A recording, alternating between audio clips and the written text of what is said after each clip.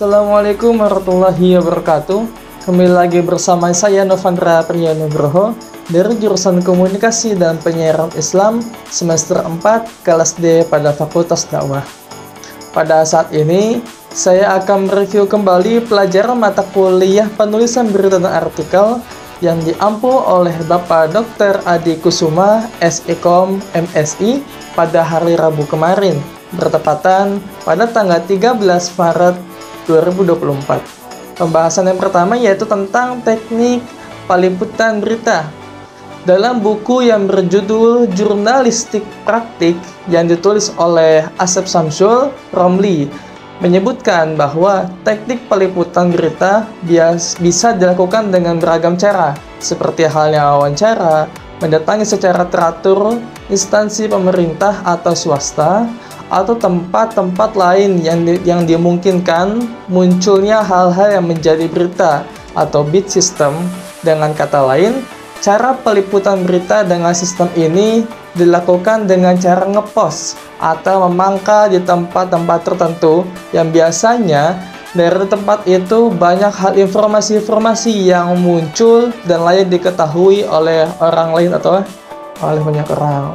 Menurut A.S. Haris Sumadiria, berita yang baik adalah hasil perencanaan yang baik. Kita harus bisa mencari dan menciptakan berita. Proses pencarian dan penciptaan berita itu dimulai dari ruang redaksinya melalui forum rapat proyeksi. Rapat biasanya dilakukan sore hari atau malam hari. Dihadiri seseorang atau beberapa redaktur atau beberapa orang. Dalam rapat ini, setiap reporter atau wartawan mengajukan usulan liputan. Namun untuk berita yang sifatnya tidak diduga atau tiba-tiba terjadi, dan ada 3 cara yang dapat digunakan jurnalis untuk mencari dan mengumpulkan fakta dalam proses peliputannya. Ketiga cara tersebut, yang pertama adalah pengamatan atau observasi, yang kedua wawancara, dan yang ketiga yaitu riset dokumentasi.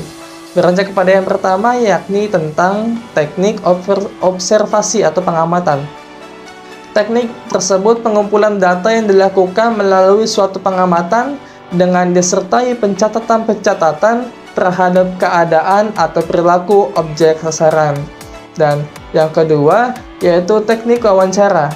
Teknik pengumpulan data melalui proses tanya-jawab lisan yang berlangsung satu arah, artinya pertanyaan dari satu pihak atau beberapa pihak yang mewawancarai dan jawaban diberikan oleh yang diwawancarai. Yang ketiga yaitu teknik riset dan dokumentasi. Metode tersebut mencari data mengenai hal-hal yang berupa catatan, buku, transkrip, surat berita atau surat kabar, prasasti, majalah, notulen rapat, agenda, serta foto-foto kegiatan. Dan pembahasan yang kedua yakni tentang teknik penulisan berita. Penulisan berita memerlukan teknik tertentu agar menghasilkan berita yang efektif dan efisien, sehingga dalam penulisannya dibutuhkan beberapa rumus-rumusan yang dapat digunakan oleh seorang jurnalis. Karya jurnalistik memang ditunjukkan untuk khalayak luas, maka diperlukan rumus dalam pembuatannya. Kaidah-kaidah penulisan berita dalam pengertian modern yaitu laporan harus bersifat faktual, akurasi objektif, dan berimbang. Sebagai penjabaran akurasi, maka muncullah formula 5W1H, yaitu yang 5W yaitu what, yaitu siapa, wo yaitu kapan, when yaitu di mana, where yaitu where itu di mana, why yaitu mengapa, dan how yaitu bagaimana. Berita baik dituliskan berdasarkan struktur penulisan berita. Struktur penulisan berita digunakan agar sebuah berita dapat mudah dipahami oleh pembaca, pendengar, dan penonton.